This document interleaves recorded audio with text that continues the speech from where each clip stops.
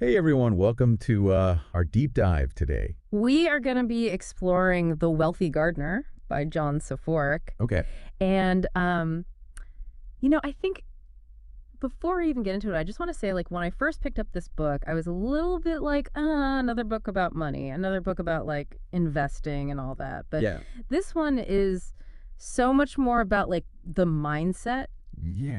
and, like, almost like the psychology. Of wealth building as opposed to just like... Absolutely. I think that's what drew me to it as well. It's less about like the technicalities of investing and more about really cultivating the right mindset. Yes. Which is so important. Like you would a garden. Yeah, exactly. And so he uses this metaphor of a garden throughout the whole book. And one of the things he talks about is, just like there are seasons in a garden. Yeah. There are seasons in your financial life. Right, like when you're first starting out. You're in your spring, and you're not going to have as much to show for it as you would if you're, in the fall when you're harvesting all that you've grown. Those big pumpkins in. The spring. Right, exactly. So you can't really compare yourself to someone who's in a different season than you. Exactly, and I think so many people, particularly like young adults today, feel this pressure, right? Oh, totally. To have it all figured out, to have... hit all these financial milestones. By a certain age, and it's just not realistic for everyone's journey. Well, he actually says this line, and like it kind of stopped me in my tracks when I read it.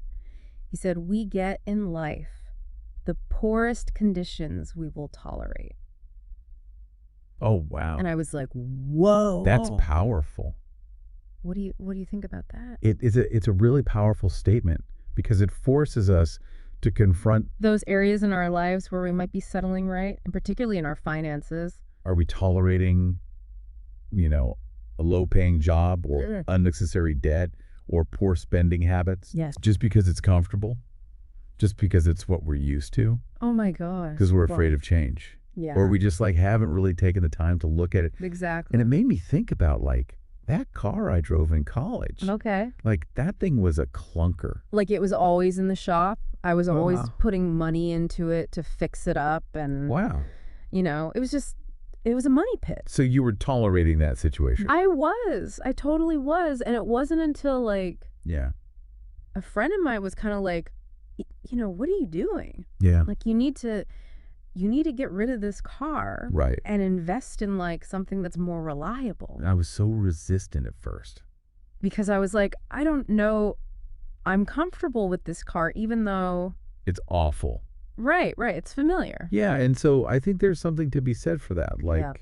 That we do tolerate things. Absolutely. It's like those weeds in our garden, right? We just kind of let them grow because we're used to seeing them there. And then we wonder why our garden isn't flourishing. Exactly. Yeah. And it's not just about cars or whatever. It's we tolerate all sorts of things in our financial lives. Yeah, or spending habits. Like you said, maybe we're not saving as much as we could be. Yes. Or maybe we're just kind of letting our money sit there. Yeah. Instead of investing it. And he's really big on saving in this book. Yeah. He actually says that it's more important than... getting a raise or... than increasing your income. Yes, exactly. He says it doesn't matter how much you're earning. If you're not saving. Right. You're not building wealth. It's like that analogy of the leaky bucket. Yes. You can keep pouring more and more water into it. But if it's leaking out the bottom... it'll kind of fill up. It's not going to do any good. You're not going to make any progress. Right, exactly. So how do we patch those leaks then? Well, that's where compound interest comes in. Okay. Have you ever heard of the saying, the eighth wonder of the world? Yeah. That's what Einstein called compound interest. Really? Yeah, it's really powerful. So explain that to me like I'm 5. Okay, so imagine you have $1.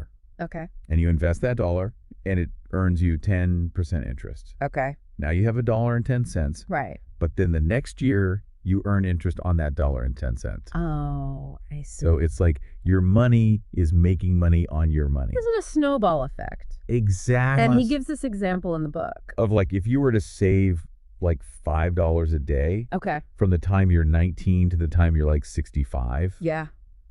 It would be a significant amount of money. It's incredible how much it can grow. Yeah. Just by being consistent. Even if it's just small amounts over time, it really adds up. Consistency is key. So we've talked about the seasons of our finances. We've talked weeding out these tolerations. We've talked about the importance of saving. Mm-hmm. Where does defining our own version of rich fit into all of this? Right. Yeah.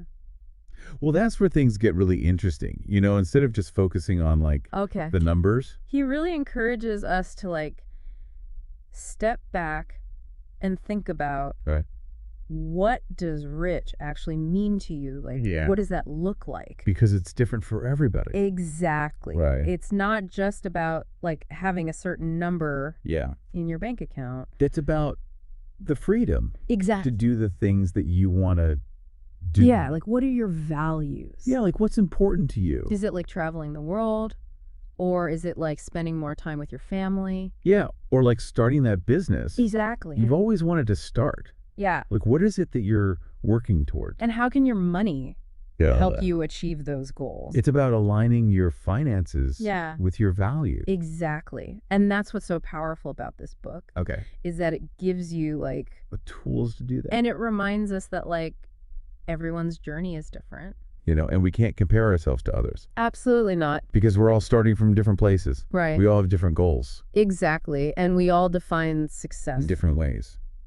So true. So as we kind of like wrap up here. Yeah. What's like the one thing that you hope our listeners take away from this deep dive? I think the biggest thing is just that idea of like planting those seeds. Okay. Like even if you can only save a small amount, start today. Start somewhere. Exactly. Like be consistent and trust in the process. It's a marathon, not a sprint. Exactly. I love it. Well, this has been awesome. Thanks so much for joining me for this deep dive. Yeah, this is fun. I hope you guys enjoyed it, and we'll see you next time.